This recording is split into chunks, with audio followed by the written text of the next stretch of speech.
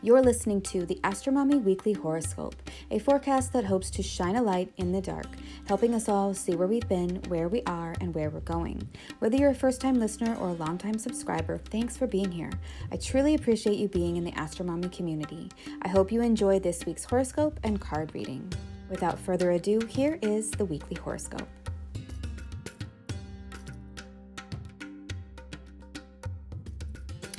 Venus enters Libra, Mercury enters Sagittarius, and the new moon in Scorpio.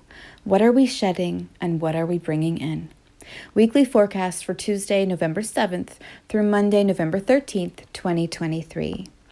Good morning, friends. Well, I hope you have been enjoying the new daily check-ins and weekly forecasts. The practice is definitely helping me grow and expand as an astrologer and tarot reader. Did you have a nice weekend? Did you miss me? We are coming up on Thanksgiving, my birthday, and the holiday shopping season, so stay tuned for a few holiday sales coming up in the family Etsy shop, Metaphysical Flamingo. Let me know if you have any questions by replying to this newsletter in the comments, or you can send me an email to astromommyastrology@gmail.com. Okay, let's get into the astrology. All times are in Eastern Time, unless mentioned otherwise. This week, we have 2 planets ingressing into new signs, and we have 2 major oppositions brewing, so it should make for an interesting week where we feel some of the energy reach a tipping point and therefore shift into new realms. On Wednesday, November 8th, Venus moves into her own sign of Libra, which is positive and gives what we love, value, and find pleasure in a nice boost. And then on Friday, November 10th, Mercury makes his way into Sagittarius, bringing about a more colorful, adventurous, and hopeful frame of mind. Then over the weekend and into next Monday, we have 2 oppositions to Uranus in Taurus retrograde. First, Mars will oppose him on Saturday, November 11th, and then the Sun will oppose him on Monday, November 13th.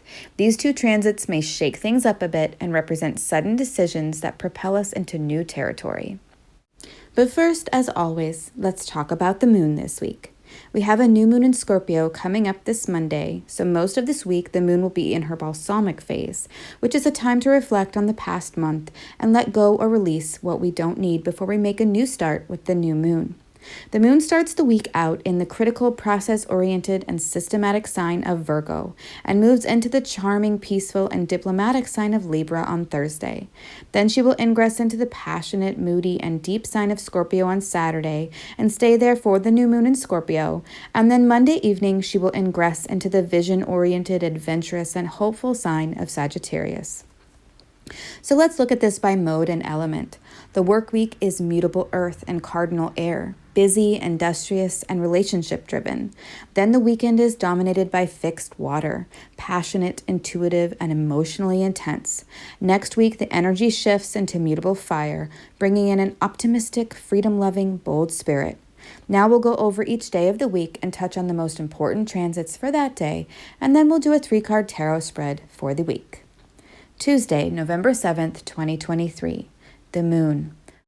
On Tuesday, the moon will be in Virgo all day, and so we may feel like sorting through things, decluttering, organizing our paperwork, or eliminating email buildup. Last week, we talked about Elon Musk having a Virgo moon, but this week, I'd like to highlight Gordon Ramsay. Gordon Ramsay is a controversial Scottish celebrity chef, restaurateur, and television personality, best known for his hit shows Kitchen Nightmares and Master Chef. I want to stop for a moment and just talk about his chart for a second. What I love about Gordon Ramsay as a featured celebrity this week, besides the fact that he has a Scorpio sun, Virgo moon, and Gemini rising, as you can see in the chart below, is that he has a Virgo stellium with Mars, Pluto, Uranus, and the moon all in opposition from his 4th whole sign house to Saturn in Pisces in his 10th house of career. Here we have a man who has carved out a career for himself as a chef. His moon in Virgo rules his 2nd house of how he makes his money and is in an exact opposition to Saturn in the 10th, working really hard on something very tangible and needed for life, the art, management, and presentation of food, not to mention his very valuable critical eye and palate. He also has Mercury in Sagittarius, which we will be talking about later in the week, which I feel is so great because he literally is taking people on an adventure through the way he describes how he cooks the food, plates the food, and tastes the food in his shows. So I just love him as a Virgo moon example because he has some textbook Virgo traits. He's critical, hardworking, and very perfectionistic, but he delivers and has been rewarded in this lifetime for his hard work. And you can see that fate described with his Jupiter in Leo ruling the 10th house of career and also being the host of Saturn. The moon phase that he was born under is the waning gibbous and represents someone working towards building a legacy in their lifetime, and he has sure done that. Okay, back to the astrology of the week. The transits for Tuesday. There are not any major transits happening on Tuesday, but the moon is making a few noteworthy aspects to the planets Jupiter, Pluto, and the sun. First, at 10:43 a.m., the moon in Virgo forms a trine to Jupiter in Taurus retrograde, and this is a really positive transit in that a trine is of the nature of Jupiter and is said to be easy-flowing and bring harmony. This is further emphasized by the fact that Jupiter is in the exaltation sign of the moon, Taurus, which means that Jupiter likes the moon and wants to bestow many blessings upon her. So we could experience more joy, happiness, and gratitude on Tuesday with this transit, as well as financial prosperity or blessings. In the evening, the moon in Virgo will make a sesquiquadrate to Pluto in Capricorn, indicating that our self-transformation is underway, but may be taking a backseat for the time being. That's okay, right? We could all use a break from the hard task of inner growth and change. At 9:53 p.m., the moon perfects a sextile to the sun in Scorpio, and this symbolizes the opportunity for things to be working out nicely on Tuesday evening between our ambitions and main storylines and our emotional world. It just feels like whatever we are focusing on right now is going pretty well, and that feels good. Wednesday, November 8th, 2023. The moon.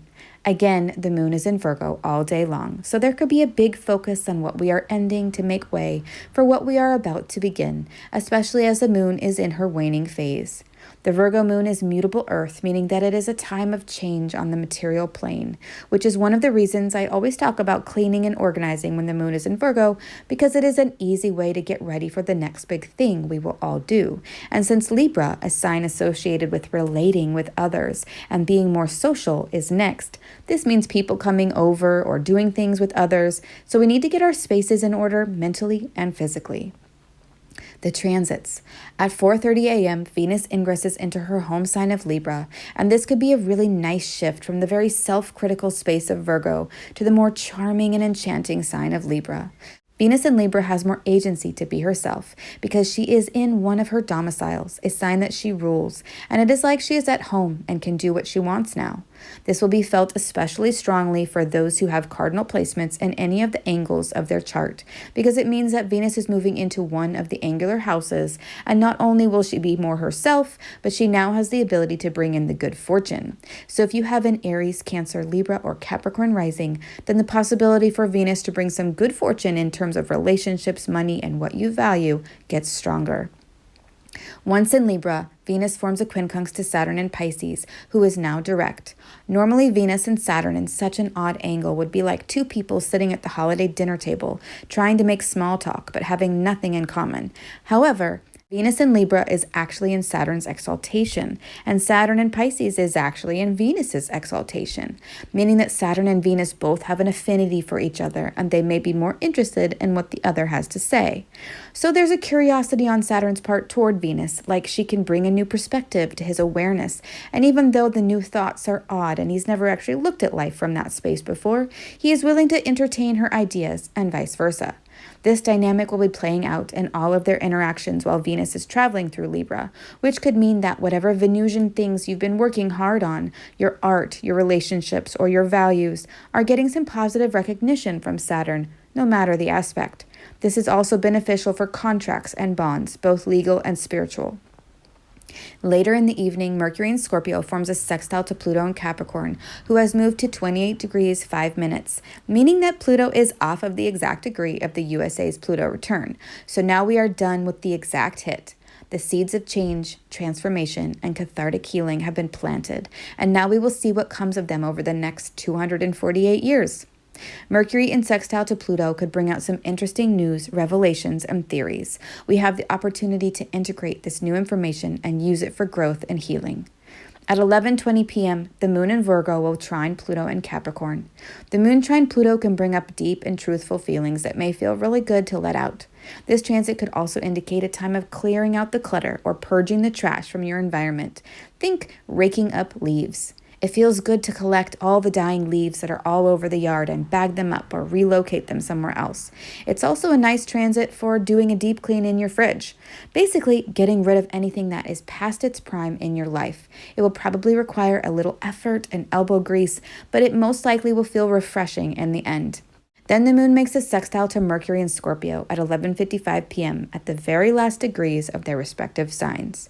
Mercury rules Virgo, the sign that the moon is in, and Mercury is in the sign of the moon's fall, Scorpio, meaning that there is a bit of an odd reception here, just as with the moon and Pluto, but this time the reception is between both planets. The moon favoring Mercury by being in Virgo, and Mercury not having a lot of good things to say about the moon at this moment because he is in Scorpio.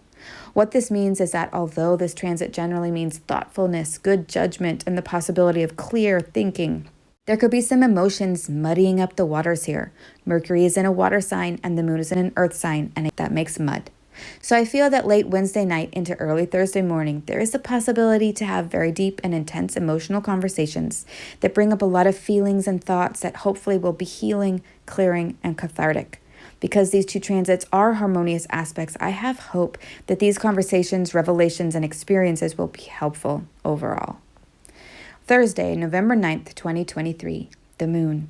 On Thursday, the moon will ingress into the sign of Libra at 4:07 a.m., so the energy may change on Thursday from Gordon Ramsay to the American actor, producer, and environmentalist Leonardo DiCaprio, who has a Libra moon at 15 degrees in his first house. Now that we have decluttered and organized, we want to make things aesthetically pleasing. Libra is artistic, sociable, and stylish, and oftentimes denotes a very charming, peaceful, and diplomatic individual. With the Libra moon influence coming in on Thursday, you and others around you may feel more artistically inspired, aesthetically in tuned, and charismatic. In the afternoon on Thursday, the moon enters her balsamic phase, meaning that she is 45 degrees away from the new moon, which will be on Monday, November 13th, 2023, in Scorpio. So the energies of letting go and release will come in today. The transits. At 3:07 a.m., the moon ingresses into Libra, a sign ruled by Venus and Saturn. Libra is one of Venus's home signs, and Libra is the sign where Saturn is exalted, meaning that Saturn sits on high in this sign. So we get beauty, love, affection, and charm mixed with the law, justice, and diplomacy in Libra. The symbol for Libra is the scales of justice, and as such, this is where things are weighed out and judged. So while the moon is in Libra, we may try to keep the peace, and it may be harder than normal to make a decision that would benefit everyone involved. On the other hand, we could be very decisive as long as everyone is being cared for and heard. After the moon ingresses into Libra, she forms a quincunx to Saturn in Pisces, and this could require some patience as we try to work out which decisions to make and when. Then at 5:22 a.m., the moon conjoins Venus in Libra, and this is a great transit that means more harmony, love, affection, and charming, pleasant interactions with friends, family, and loved ones. This is a really nice transit for the day. There could be some minor setbacks later on Thursday with the moon in Libra forming semi-squares to the sun and Mars, but if we use the Libra moon's tactfulness to work with the energy, we will probably be able to avoid conflict and unneeded stress. Friday, November 10th, 2023. The moon. On Friday, the moon will be in Libra all day and will enter the Via Combusta around 7:30 a.m., a space of the zodiac between 15 degrees Libra to 15 degrees Scorpio that is said to be a rough place for the moon. She will form a few frustrating aspects to Mercury, Saturn, Chiron, and Uranus, but they all symbolize delays and setbacks, so there could be a bit of friction felt emotionally on Friday. The transits. The two big transits of Friday are Mercury entering Sagittarius at 1:24 a.m. and Mercury perfecting a square to Saturn in Pisces at 10:07 a.m. Christopher Renstrom, in his book, The Cosmic Calendar, Using Astrology to Get in Sync with Your Best Life, says that Mercury in Sagittarius wants to, quote, create a narrative that is so compelling that even if it didn't happen, people will wish it had. Sagittarius Mercuries are the Pied Pipers of the zodiac, unquote. I love this because it is so true. When Mercury is in Sagittarius, the story just gets better, longer, and more colorful. In traditional astrology, Mercury is said to be in his detriment in Sagittarius. But this doesn't mean that one's speech isn't eloquent or understandable. It just means that Mercury's ability to stick to the facts and data may be a bit harder because it's so much fun to embellish, exaggerate, and embroider a better tale, a more adventurous tale, or a tale using hyperbole. While Mercury is in Sagittarius, we could see this kind of archetype show up in the news, on social media, or in our own communications with people. There could be lots of creative exaggerations, colorful metaphors, and hopeful outlooks. With the Sun in Scorpio and Mercury in Sagittarius, we can expect a lot of one-liners with some zing or sting. Explicatives could be more common as well. Mercury in Sagittarius will then square Saturn in Pisces, and this could be a really uncomfortable, serious talk or message that comes in and sort of smacks you across the face with a wet fish. Our thinking could get really small with this transit, which is odd because Mercury in Sagittarius is grand, wide, and shoots for the stars.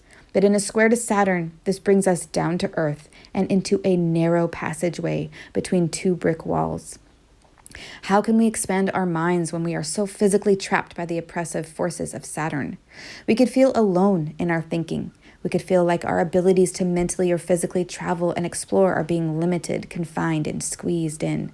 We could find ourselves and others making judgments on one another that are final, exact, or very strict.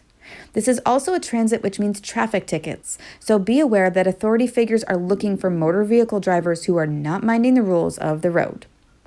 The weekend. Saturday, November 11th, 2023. The moon. On Saturday, the moon starts out in Libra and ingresses into Scorpio at 1:39 p.m. So the energy may change on Saturday from the charismatic Leonardo DiCaprio to the American artist Georgia O'Keeffe, who was born right after an exact new moon, with her sun and moon in Scorpio only 3 degrees apart. What I love about her, though, is that her art was beautiful, yes, but she lived a long, natural life, expanding and sharing herself with the world like a waxing new moon. Over the weekend, we are at that part of the moon's cycle where she is still waning, and so the sentiment is much more in alignment with the phase at the moon that Leonardo DiCaprio was born under, a balsamic moon. So it is important to look at not only the signs of the moon in a natal chart, but also the phase of the moon at birth. With the moon in Scorpio and the sun in Scorpio, and the moon waning toward her new moon, we want to remove all the filters, let go of the facade, and dive deep within to feel. With the Scorpio moon influence coming in on you and others around you may feel more emotionally intense, psychic, and passionate. The transits. On Saturday, the moon will conjoin the south node at 3:48 a.m., indicating a time of release, decrease, or emotional purging. Then at 10:05 a.m., the moon in Libra will perfect a square to Pluto in Capricorn, which represents intense emotions and irrevocable change happening or something very cathartic taking place. It could also feel like we got sucked down into an emotional pit of quicksand. So watch your step. In the afternoon at 1:39 p.m., the moon ingresses into the sign of her fall, Scorpio, and instead of coming up for air from the quicksand pit, we are dropped below into the wide open ocean to either sink or swim. When the moon is in Scorpio, it is like we are walking on the bottom of the emotion ocean, feeling everything as deeply as possible. Then in the evening on Saturday, Mars in Scorpio opposes Uranus in Taurus retrograde at 4:11 p.m., and this could be an aggressive, strong, and demanding transit. There could be breakthroughs, revelations, and uprisings, as Uranus is the planet of revolution and shock. With Mars in his traditional home sign of Scorpio and the modern ruler being Pluto, we can expect confidence, power, and/or a penetrating sting that is surprising and jolts us out of whatever rut we are currently in. This can be very disruptive, especially since Mars and Taurus are both fixed signs, meaning that they don't like change all that much. So I feel this transit denotes earthquakes, storms, and mudslides. Be careful operating heavy machinery, kitchen knives, or vehicles. Mars and Uranus in opposition can easily symbolize accidents, cuts, and sudden injuries. Be mindful. Sunday, November 12th, 2023. The moon. The moon on Sunday is getting closer and closer to conjoining the sun in Scorpio and will be in Scorpio all day. The transits. The moon perfects an opposition to Jupiter in Taurus retrograde at 7:09 a.m. The moon in Scorpio in her fall, opposite Jupiter retrograde, could mean we are taking the time to reflect on what we have been able to build so far this year. What resources do we have? What possessions are we dealing with? What items of luxury have we been able to obtain? This is a very real look at what we have been wanting, what we have been able to acquire, and what we still desire or need. Scorpio is about our desires, and Taurus is about what we own and possess. Since Jupiter is the greater benefic, whatever decisions we make with this transit of what to keep and what to throw away will be to our benefit. Then at 8:37 a.m., the moon in Scorpio makes a sesquiquadrate to Neptune in Pisces retrograde, which may feel like there are some setbacks or delays to how our ideal vision of how we would like something in our life to feel like, look like, or sound like. This transit reminds me of writing poetry or lyrics for a song and getting hung up on a particular chord progression or stanza and having to just walk away for a bit to let it all simmer in your mind for a while. It's okay, we can take breaks from our art and come back when the inspiration starts to flow again. The trine between the moon and Neptune will perfect tomorrow, and that represents flow. So hang in there, this is only a temporary setback. By Sunday evening at 8:16 p.m., the moon then forms a quincunx to Chiron in Aries retrograde. The quincunx is a 150-degree angle that represents change and separation. And between the moon and Chiron, we are dealing with our emotions, egos, and where in life we feel we need healing by means of sacrifice. So we could experience some sort of emotional sacrifice on Sunday that feels odd or out of character. And this sacrifice creates a change or a separation from something or someone, and it could be quite emotionally charged. Next week, Monday, November 13th, 2023, the moon. Today is the day of the new moon, which will be at 20 degrees Scorpio, 43 minutes at 4:27 a.m., and then she will ingress into Sagittarius at 9:22 p.m. So the energy may change on Monday from emotionally intense, psychic, and passionate to more hopeful, optimistic, and free-spirited.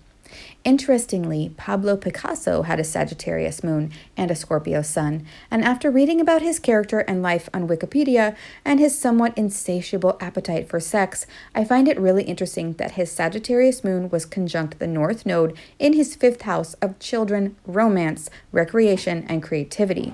The North Node tends to amplify things, and it certainly seems to have amplified the 5th house topics. The transits. There are several transits going on with the moon on Monday and a couple with other planets, so I'm going to focus on the most important ones. We start with the new moon at 4:27 a.m. at 20 degrees Scorpio, 43 minutes.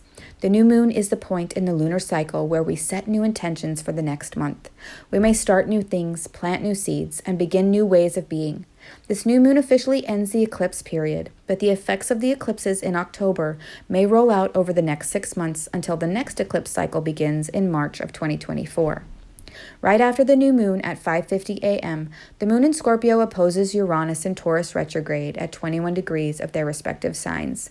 So this new moon may bring in something very surprising that sends a shock through your system.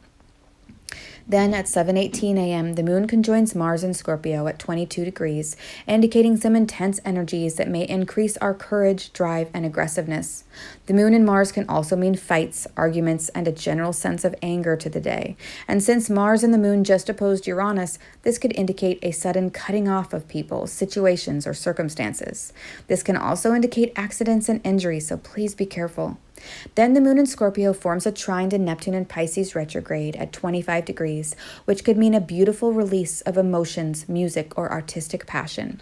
This could be a really positive transit in that it is trine and is the nature of Jupiter, but it is also the moon in her fall with Neptune, a planet that represents loss, deception, and confusion.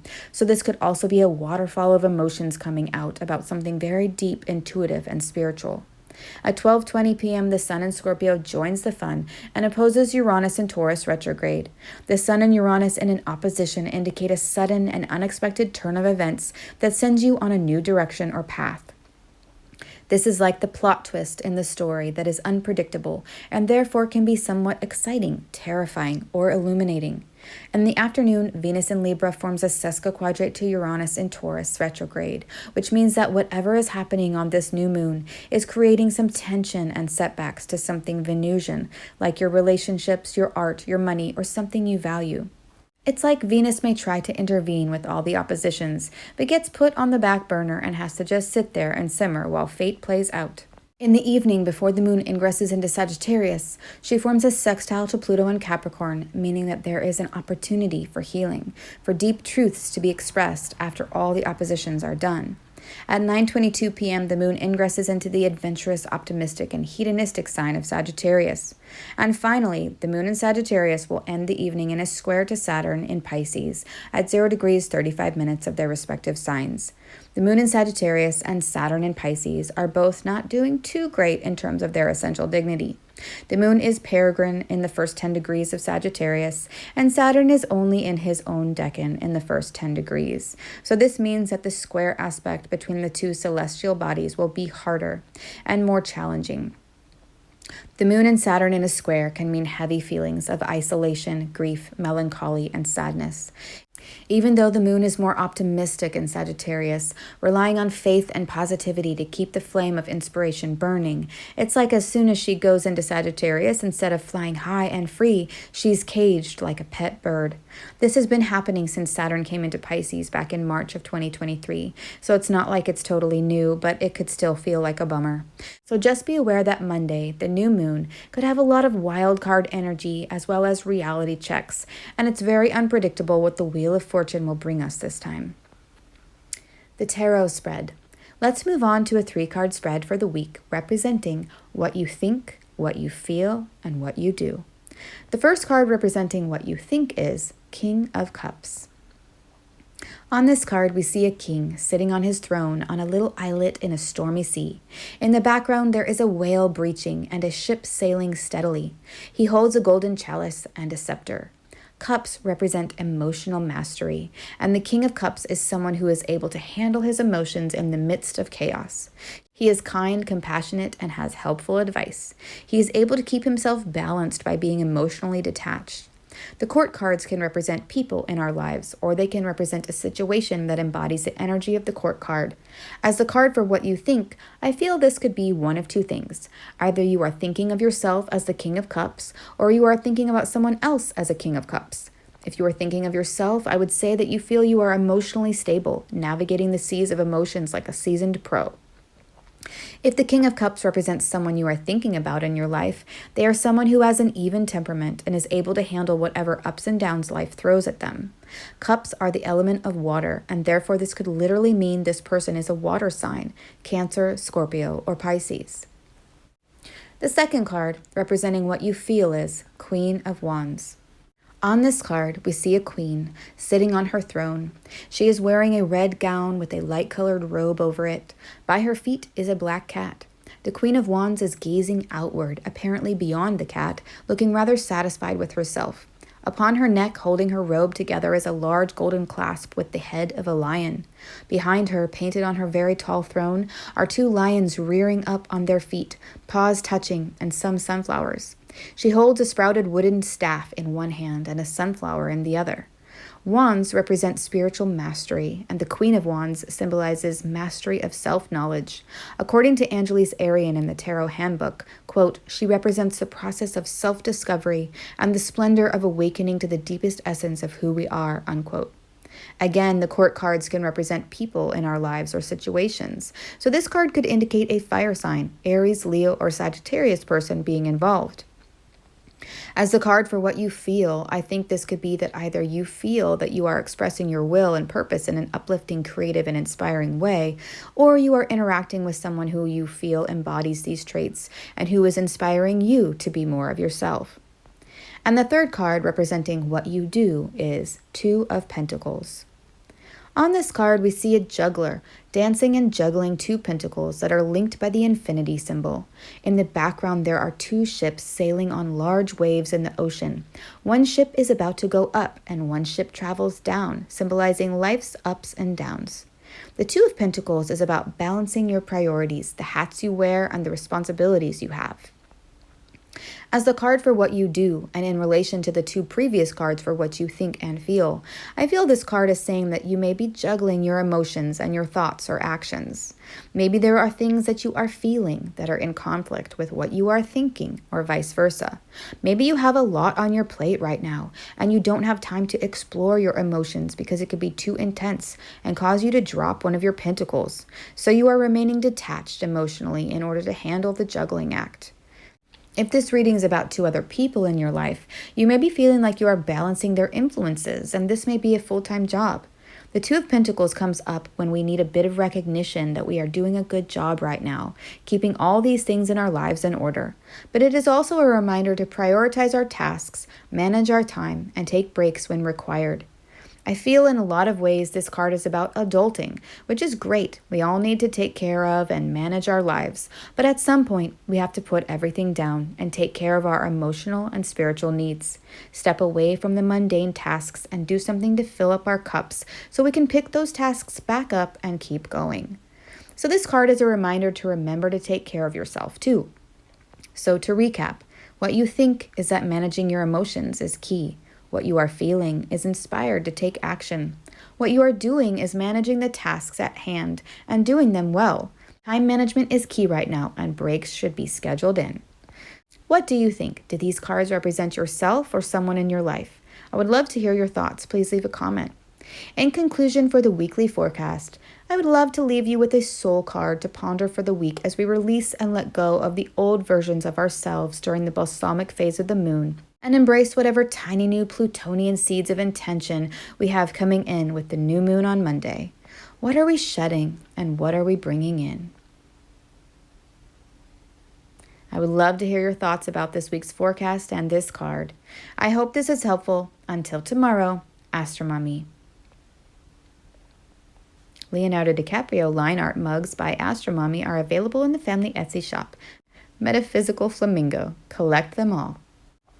Thank you for reading or listening to the weekly horoscope. Quick links and resources can be found at the bottom of the newsletter. Today's cards were pulled from the Golden Art Nouveau Tarot and Soul Cards 1. If you seek knowledge and enlightenment, the Astromommy newsletter may be right for you. Side effects of reading or listening to the Astromommy newsletter are common and include joy, jubilation, delight, happiness, gratitude, love, triumph, feeling in tune with the universe, experiencing deep insights, reflections, and contemplations, a lightened soul, a lighter step, feeling awake when others are asleep, illuminated, enlightened, having spiritual experiences, noticing repeating numbers, animals in nature, or songs on the radio that speak to you, getting vibes, clairvoyance, clairaudience, and clairsmelliance, feeling like you know secret language, biophilia, crying tears of joy, emotional literacy, feeling lively, stable, exalted, having an auric glow, or feeling like you woke up on the right side of the bed have all been reported. If you purchase anything through the affiliate links that I provide in the newsletters, I will make a very small commission. Thanks for listening.